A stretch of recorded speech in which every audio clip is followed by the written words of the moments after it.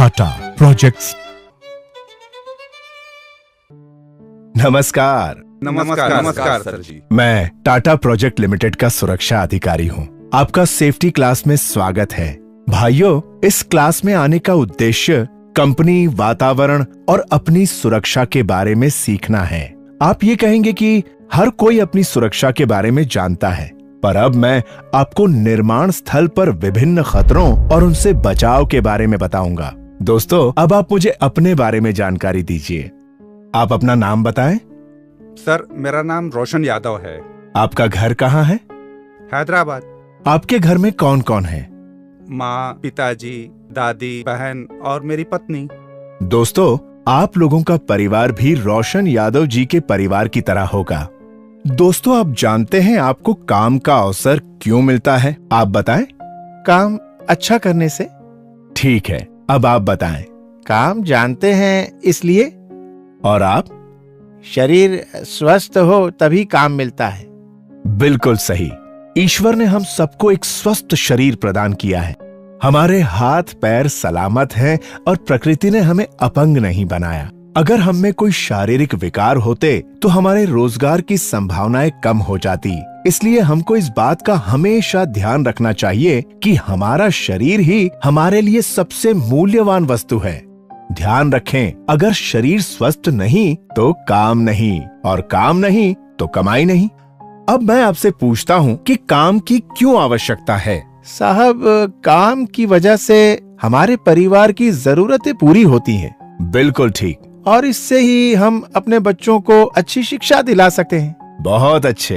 अब शायद आप मेरी बात को समझ रहे होंगे कि क्यों हमारी सलामती जरूरी है, क्योंकि हमारी सलामती ही हमारे परिवार की सलामती है। मैं इस तरह के प्रश्न आपसे इसलिए पूछ रहा हूँ क्योंकि जब परिवार है तो उसकी कुछ जरूरतें भी हैं, जैसे कि बच्चों की पढ़ाई, बहन की शादी, माँ का इलाज, घर बनाना, लोन चुकाना और भी कई दूसरी बुनियादी जरूरतें। कई लोगों की जिम्मेदारी हम पर होती हैं और एक दुर्घटना पूरी व्यवस्था को बिगाड़ देती है। दोस्तों, याद रखें, किसी कामगार के साथ घटित दुर्घटना जितना कष्ट उस कामगार को देती है, उससे कहीं ज्यादा दुखदाई उसके परिवार वालों के लिए होती है। मैं आप सबसे पूछता हूँ, सोचिए कि आप किसी दुर्घटना के शिकार हों तो क्या हो सकता है? साहब, जान जा सकती है। साहब, हाथ पैर भी बेकार हो सकते हैं। बिल्कुल ठीक। लेकिन अगर चोट जानलेवा नहीं है और कुछ समय में ठीक हो सकती है, तो क्या उस स्थिति में थोड़े खतरे लेकर काम करना उचित है क्या?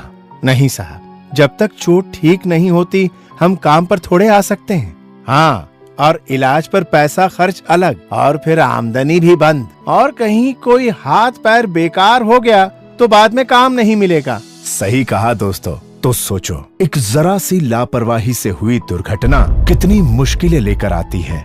प्यारे मित्रों, अब जब जान गए हैं कि दुर्घटना से क्या हानियां हैं, तो चलो ये जानते हैं कि दुर्घटना होती क्यों है। साहब, ये तो ईश्वर की मर्जी है। ईश्वर की नहीं, हमारी खुद की गलती से होती है दुर्घटना। ईश्वर भी उन्हीं की मदद करता है जो अपनी मदद खुद करते हैं। सही कहा साहब। अगर हम ही कुल्हाड़ी पे पैर मारेंगे तो चोट तो लगनी ही है। दुर्घटना होने के दो मुख्य कारण होते हैं। पहला, बचाव की जानकारी का अभाव, और दूसरा है अति आत्मविश्वास। साहब, थोड़ा विस्तार से बताएं तो शायद कुछ ज्यादा समझ में आए। तो सुनो, सबसे खतरनाक है अति आत्मविश्वास। खतरों की सारी जानकारी होते हुए भी ये सोचना कि कुछ नहीं होगा और खतरे उठाकर काम करने से ही सबसे ज्यादा दुर्घटना होती है। और इसलिए अब मैं आपको कार्य से संबंधित खतरे और उनसे जुड़ी सावधानियों के बारे में बताऊंगा। तो ध्यान से सुनिए उन बचाव के तरीकों के बारे में जिनका कार्यस्थल पर हमेशा पालन होना चाहिए। सुरक्षा प्रेरण कार्यक्रम।